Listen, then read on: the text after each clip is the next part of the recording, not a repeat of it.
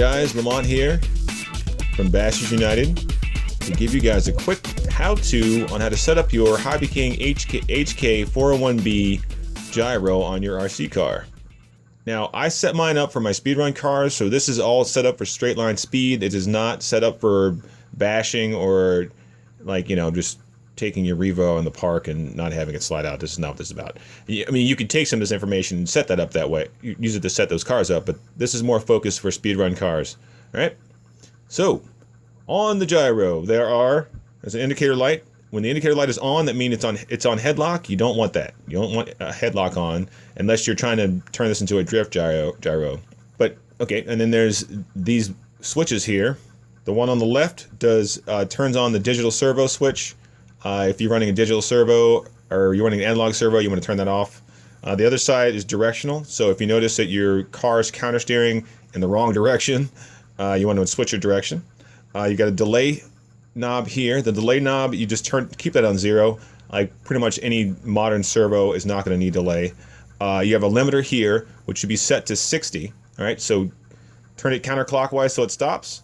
Then turn it clockwise back to 60. All right. Anything above that is going to mess with the sensitivity of the gyro. So, yeah, that's what that is.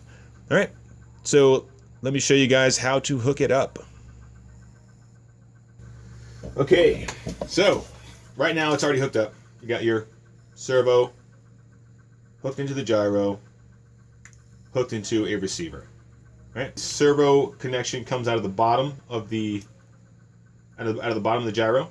Right, so you hook up your servo to this portion here.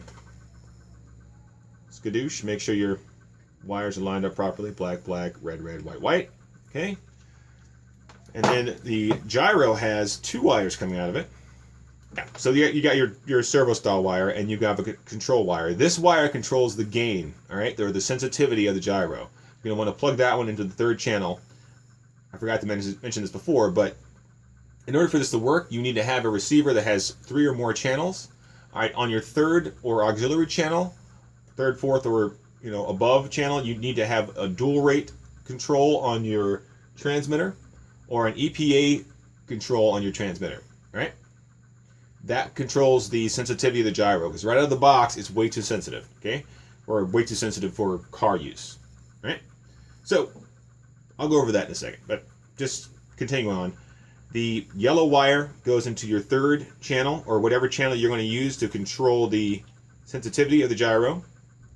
Make sure it's not channel 1 or 2, right? Because that's your turning channel and your ESC channel. All right, and then your servo wire goes into channel 1, like it does mostly. Make sure you got your polarity correct. Usually the pins, the open pins, go facing up on the receiver. So let me give you a quick close-up of that. All right. So you got the yellow wire into the 3rd channel and the turning servo channel from the gyro into channel 1, like so. All right, notice your polarities here. All right, got that. Cool. So that's how you hook that part up. Of course, the servo connection is pretty simple. Right to the wire, just like you'd hook up any servo. This is a Spring RC super cheapo servo, bash servo. So that's how you hook that part up. All right. Let me show you guys what it looks like on the car. The gyroscope is going to work the same if you put it in the rear or in the front. It does not care. I tried mounting it rear. Usually, if you have all your moving parts back in the rear, you want to put your gyro away from the moving parts. You want the least amount of vibration that you can get. All right. Let me show you how this is set up here.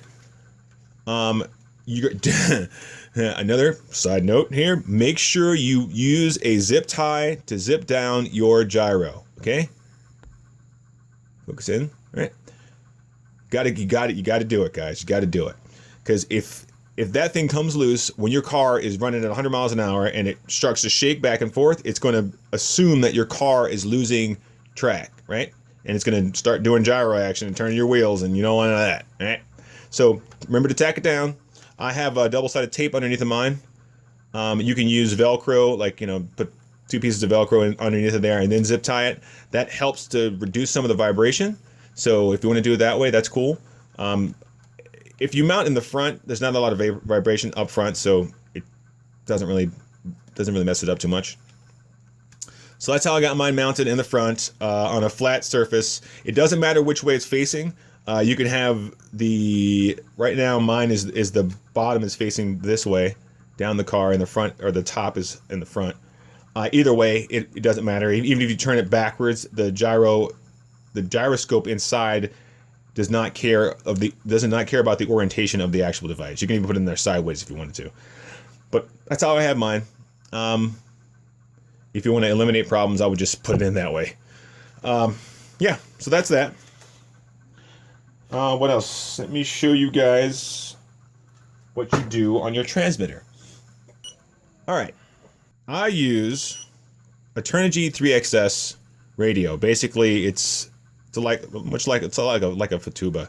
It's got a FHSS technology. It's got great distance, and it's only $44. And you know how much this receiver cost? It was $4.99. I bought like 3. This is an atomic one.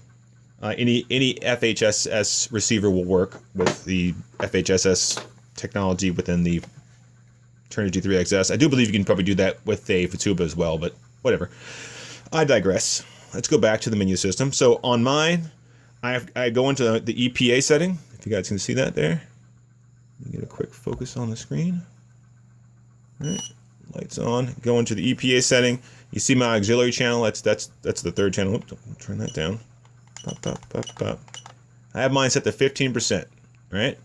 That's where I'm comfortable with mine being. Now, I could probably raise it to 17% or go lower, but if you try to go higher, the gyro will overcompensate. Like basically, it'll countersteer too far. Also, it ups some of the sensitivity in the gyro, and when your car was going straight, it'll like the vibration of your car will make the car zigzag a little bit on the street. You don't want that to happen. So you can mess with that. Mine works fine at 15 on this FHSS style radio. If you're running a FlySky GT3B or C, it's set to 10% or 7%. All right, it's a little bit lower, maybe because of the technology in here. I have no idea. I just know that if you try to go 50% on this, it'll still wiggle on you. All right, so that's an example on 2 different radios of your transmitter settings. So I think that's it. So you got transmitter settings. I told you guys that your limit has to be at 60 and your delay has to be at 0. I know here, I'll show you this. All right, this is the auxiliary. To switch modes, I push down for headlock. I push up on the switch for the other mode, for I think it's AVCLS or ACVS or AVLS, something like that. That's the on the correct setting for stabilization, right? And that's how mine works for this radio. For this radio, right, I have to go into trim.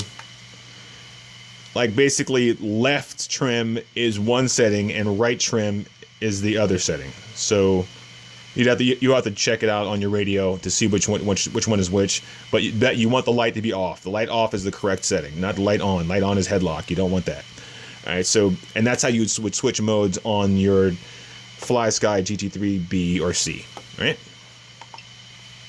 I don't use this anymore because the distance on it is terrible.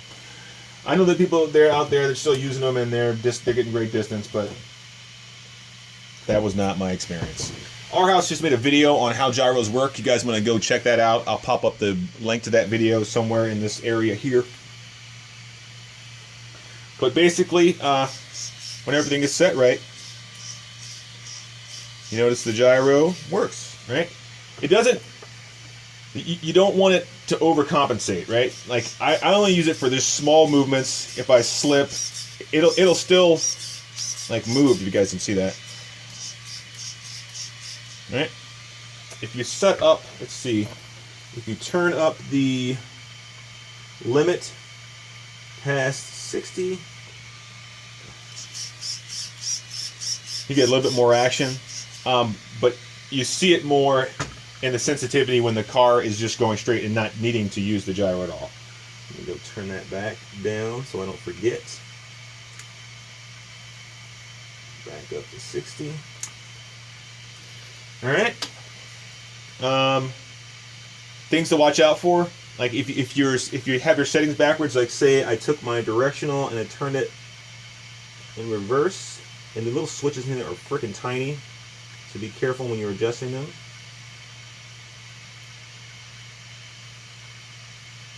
Come on, there we go. Now you see the action is backwards. It turns into the steer. Will make your car spin out. You guys can see that.